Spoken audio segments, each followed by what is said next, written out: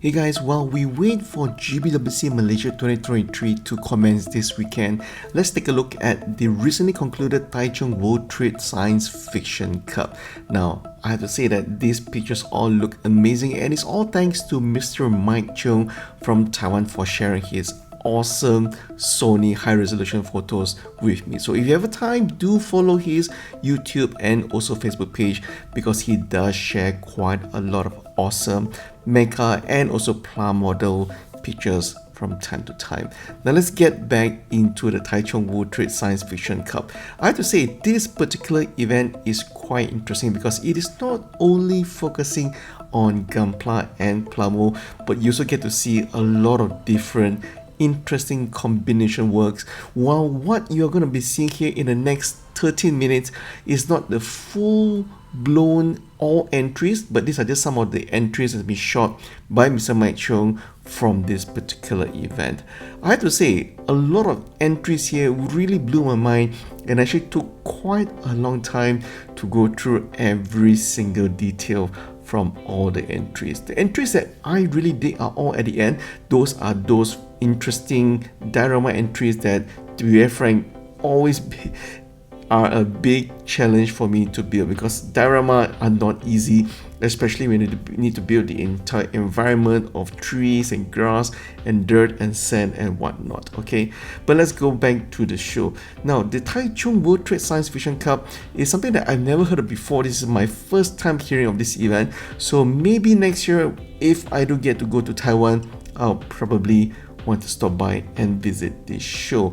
There are a lot of interesting Plamo Gunpla entries, and also some entries that's mixing of Hexagear, Bandai, 30ms, and also Kotobukiya kits all smashing into one. A lot of interesting concepts, and especially this particular airbrush model that I've been seeing for quite some time, but finally this particular build does have a lot of nice detailing in terms of the coloring.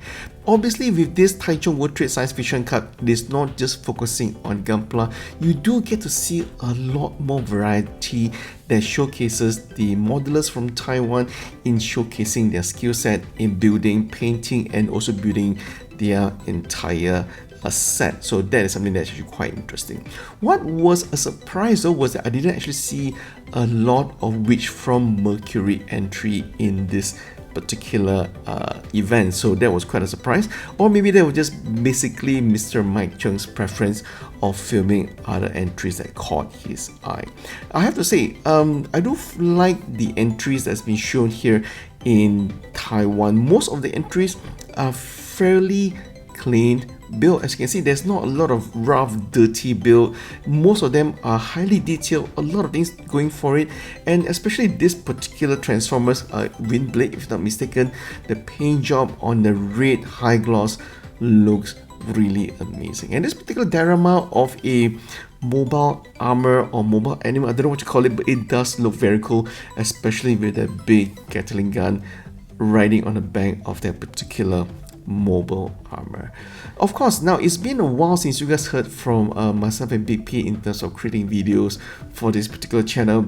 Truth be told, 2023 has been a crazy year for both me and Big P. We've been busy, so we're trying to catch up with all the backlogs, so there's going to be a lot of videos coming very soon in this last quarter of the year. This particular entry was quite interesting because when is the last time you get to see a G Gundam series meshed in together with some EVA team right on top? Quite wow concept, as the concept was quite well, but this particular new Gundam, or was this high new Gundam, looks spectacular. I believe that is a real grade and not a master grade, and there's so much details going for that particular kit. This particular kit, let me see, if I'm not mistaken, this is the FAZZ. Looks like it's been modified. Very nice weathering on this particular kit, and as I mentioned before, quite a surprise, but most of the entries from Taiwan tend to be very clean, with just a little bit of weathering to showcase the high level of details that these guys have added onto their build. Very interesting. I spent a lot of time glossing over the amazing paint job, the weathering, the detailing, and also the decals as well. Now, this being a non-official Bandai entry, obviously, so there's a lot of miss and mash of different parts from different series, so it's actually quite interesting to see the different entries that caught my eye, especially the gun cannon that we saw earlier and this particular Warhammer entry as well. This baby in a mobile suit is also very unique. You know, the baby's actually controlling the mobile suit using a controller, so that was something that I find quite funny as well. This big particular entry, now this is what I would call a Mecha Godzilla. Very nice concept, but overall not a lot of details because it is just a very simple mesh of a Mechagodzilla showcasing the piston, some details, some gradient on the colors, and also some decals to showcase this build. If I'm not mistaken, this is a mesh of some funnels from the Sazabi, as I can see there, the TMS, and also some parts from Gundam and also Kotobukiya. Quite a complex build and pretty big as well. Now, unfortunately, I do not know which entry actually won from this particular event. So if any of you who knows who won from this particular event, do let me know, because there's not a lot of information that I can get out from this particular event. As I mentioned before, I love seeing diorama build, and this particular build of a cowboy lady, you know, waiting for someone or trying to ambush someone.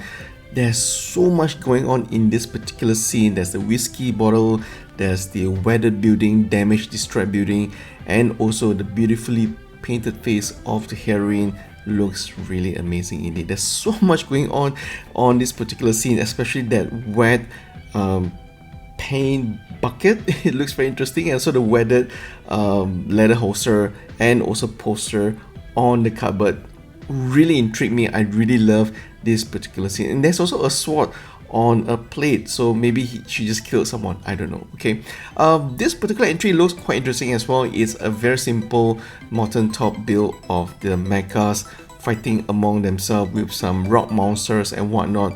Very interesting diorama entry, something that I've not seen before, so I'm not sure whether this is from a particular series of a franchise of anime or cartoon or manga, but definitely something quite interesting that I've not seen before. Rock monsters with moss growing on them, fighting with each other on mecha, and also heavy armory as well. Quite a unique entry. So how many of you guys are actually entering GBLBC Malaysia 2023? If you guys are, I will see you guys at the show this coming Friday. Now, I'm a big fan of the first It movie, and this particular bust of It looks quite cool. It doesn't look as menacing, but it does have a very freakish smirk on his face. It 2, the sequel, was not that great. I didn't really enjoy it, but yeah, it is what it is. This particular Eva, I'm not sure what that mode is called, but yeah, that particular bus looks pretty cool as well.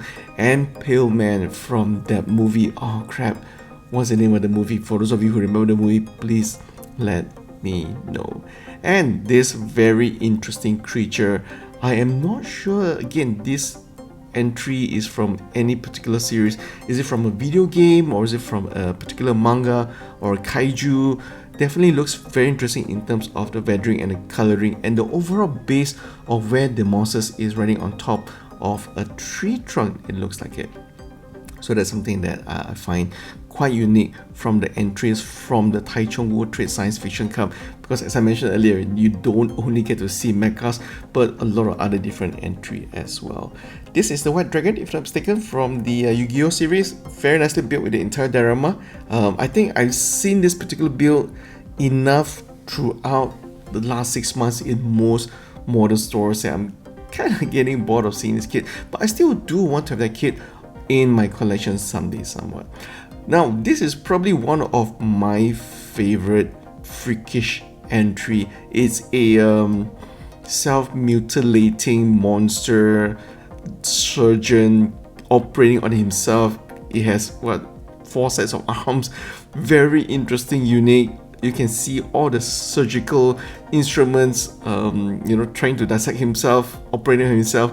I'm not too sure, but this particular entry looks amazing. I wonder whether this kit is something that's been scratch built, or is it from a particular brand. That is something that I have not seen before.